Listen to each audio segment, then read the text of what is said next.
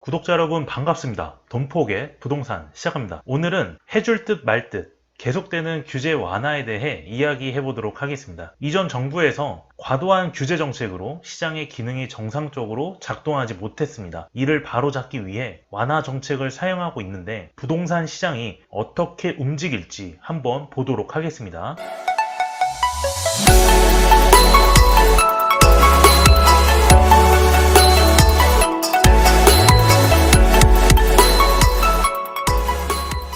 이미 구독자분들께 언급을 드렸던 내용입니다. 이 영상을 시청하기 전에 반드시 이 두 개의 영상을 보시고 오늘 영상을 보셨으면 합니다. 그러면 이해하시는데 어려움이 없을 거라 생각이 되고요. 첫 번째로 2주 전 영상에서 규제 해제에 대한 언급으로 어떤 부분에 투자를 하면 좋을지 말씀을 드렸었고, 또한 9일 전에 15억 초과 대출도 해준다는 부분으로 생애 최초 구매자에 대한 부분을 이야기를 하였습니다. 중점적으로 제가 강조했었던 내용들이 있으니까 꼭 기억해서 영상을 먼저 봐주시면 될 것 같습니다. 다주택자 세금 덜 내고 이번 주에 규제지역 일부 해제가 된다. 뭐가 달라지나 하는데, 규제지역이 해제가 되면 규제 내에서 받고 있는 규제 정책이 많이 완화가 됩니다. 그 내용은 이따가 바로 알려드리겠습니다. 주거정책심의위원회가 이번 주 30일에 개최한다고 했습니다. 제가 여기 영상에서 2주 전부터 분명히 말씀을 드렸었습니다. 이번 심의에서 가장 주목을 받고 있는 규제지역 해제에 대한 논의가 있을 것으로 보는데요. 과연 규제지역 해제에 대한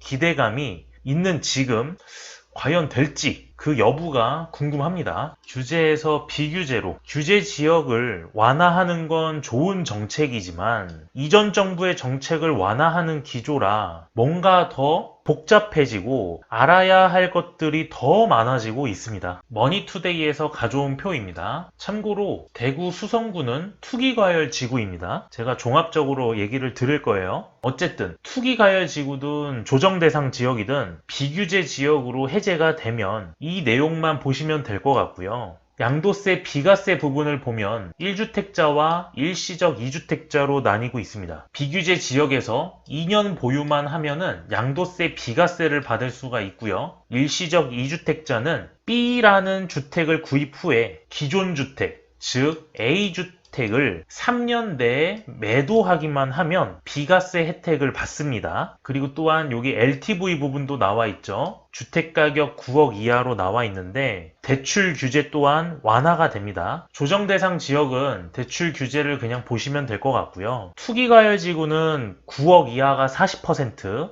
9억 초과는 20%, 15억 초과는 대출이 없습니다. 나오지 않아요. 그리고 또한 기존 주택을 6개월 내 처분 및 의무로 전입을 해야 하는 요건이 있었는데 이것 또한 달라졌죠. 그래서 투기 지역, 투기 과열 지구, 그리고 조정 대상 지역 모두 2년 내에 기존 주택, 즉 A주택을 매도해야 합니다. 그러나 이게 비규제 지역에서 여기 보시면 기존 주택 처분 요건이 해당 사항 없음으로 나와 있습니다. 비규제 지역은 대출이 70%로 해주기 때문에 더 많이 되고 있습니다. 어떤가요? 많이 복잡한가요? 이전 정부의 정책과 같이 말씀을 드리려고 하니까 좀 많이 복잡해지는 것 같습니다. 다시 정리를 해드리면 기존의 투기 지역과 투기 과열지구는 9억 이하는 40%, 9억 초과는 20%, 15억 초과는 대출이 안 나오고요. 조정대상 지역은 9억 이하는 50%, 9억 초과는 30%,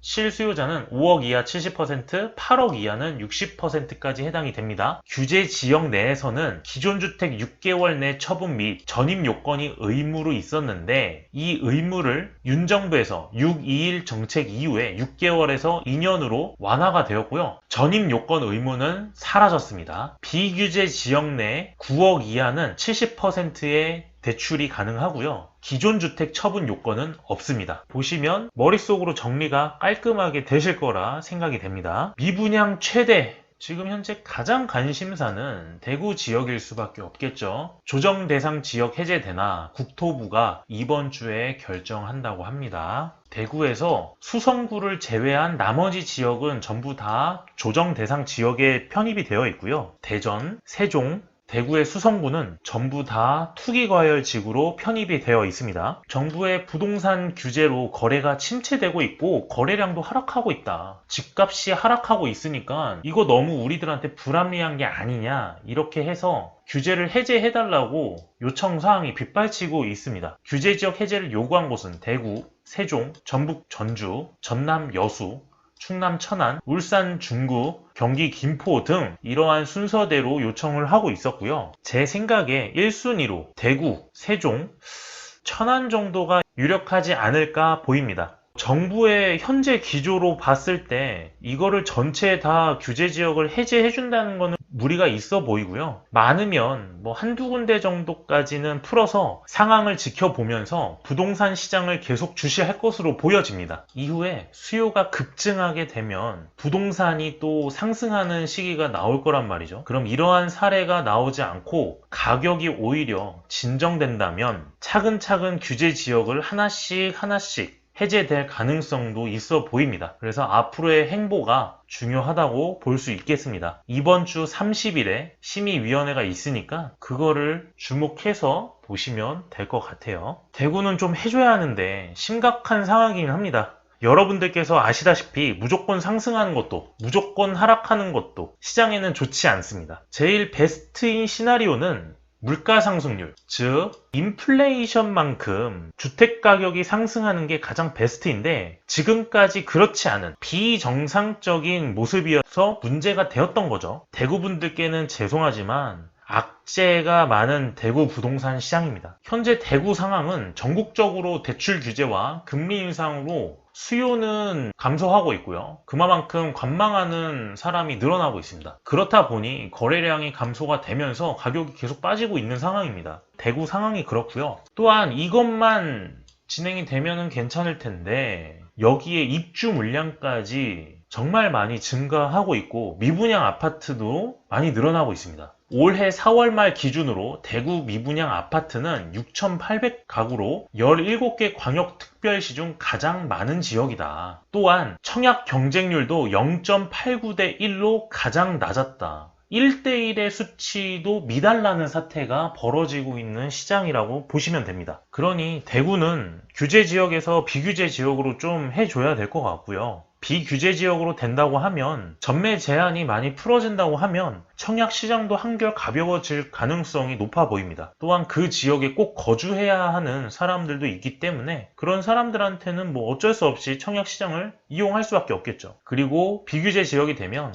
세금 부담이 낮아지고 이 주택에 대한 거래 매매가 수월해지게 됩니다. 단독 기사인데 1기 신도시 특별법으로 일상가 분당이 1기 신도시에 적용되었습니다. 역시 1기 신도시는 많은 사람들이 90년대 초에 많이 입주하였고 윤 정부는 1기 신도시 특별법으로 많은 기대감을 일으켰고 여기는 지금부터 시작을 해도 7년에서 10년은 걸리기 때문에 밀어붙여야 한다고 생각이 됩니다. 그럼 일상가 분당이 먼저 적용된 이유가 무엇이냐? 제가 봤을 때는 이 고밀주거 지역과 용적률의 힌트가 나와 있었습니다. 1기 신도시 등 노후도시의 이를 적용하는 방안을 마련을 했다. 그러니까 노후화로 고밀도 지역은 인프라 개선이 많이 어렵고 환경 또한 좋지 않습니다. 그래서 고밀주거 지역을 적용시켜서 주변의 환경과 인프라를 많이 구축한다는 내용이고요. 또한 용적률이 일산과 분당이 상대적으로 낮기 때문에 여기를 먼저 적용한 게 아닌가 그렇게 생각이 됩니다. 여기 표를 보시면 분당은 39만 명 정도로 약 40만 명이 있는 곳이고 일산은 28만 명 정도가 있습니다. 그리고 중동, 평촌, 삼보는 비슷합니다. 그렇다면 어쨌든 1기 신도시는 전체적으로 해준다는 이야기가 되겠고 일산과 분당을 묶어놨잖아요. 그러면 중동과 삼본, 평촌을 이렇게 하나로 묶어서 1지역과 2지역으로 재건축이 진행될 가능성이 높습니다. 그리고 또한 주목해야 되는 점은 이 1기 신도시 특별법으로 도시만 재건축이 될지 아니면 이 도시에서 나아가서 일산시나 분당시, 안양시, 부천시 등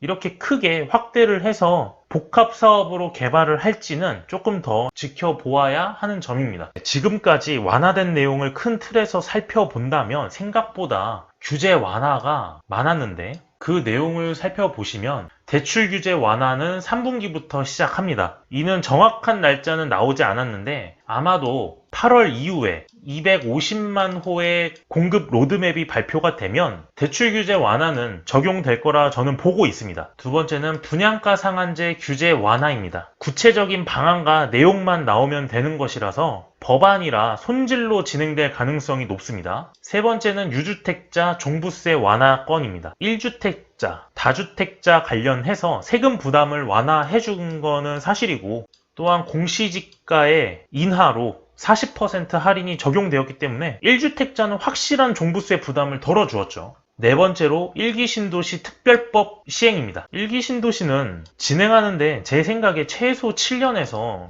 길게 15년까지도 잡아야 한다고 생각이 됩니다. 그래서 이거 뭐 되겠어? 라는 생각보다 재건축을 하느냐 마느냐를 가지고 꼭 판단하시길 바랍니다. 마지막으로 규제지역 해제에 대한 기대감입니다. 제가 영상에서도 언급드렸지만 앞으로 규제지역이 해제가 되면 비규제보다 규제로 수요가 몰릴 가능성이 높습니다. 또한 생애 최초 주택 구매자들은 15억 초과에 해당하는 대출도 나오기 때문에 수도권 상급지, 서울의 핵심지 중심으로 수요가 증가할 것으로 보고 있습니다. 그러면 앞으로 부동산 시장 어떻게 될 것으로 생각이 되십니까? 지금까지 내용을 종합적으로 보면 부동산 시장은 더 이상 하락세는 나오지 않을 것으로 판단을 하고, 전월세 가격의 상승으로 이 매매 시장의 하방 경직성은 받쳐줄 것으로 보여지고 있습니다. 그러면 지방은 규제 지역 해제 기대감으로 비규제보다 규제 쪽으로 투자 수요가 많이 나올 것으로 생각되기에 갭 투자가 많이 생기지 않을까 조심스레 예상을 하고 있습니다. 이렇게 해서 부동산 시장 알아보았습니다. 구독과 좋아요는 저의 영상 제작에 큰 힘이 됩니다. 이것으로 영상 마치도록 하겠습니다. 감사합니다.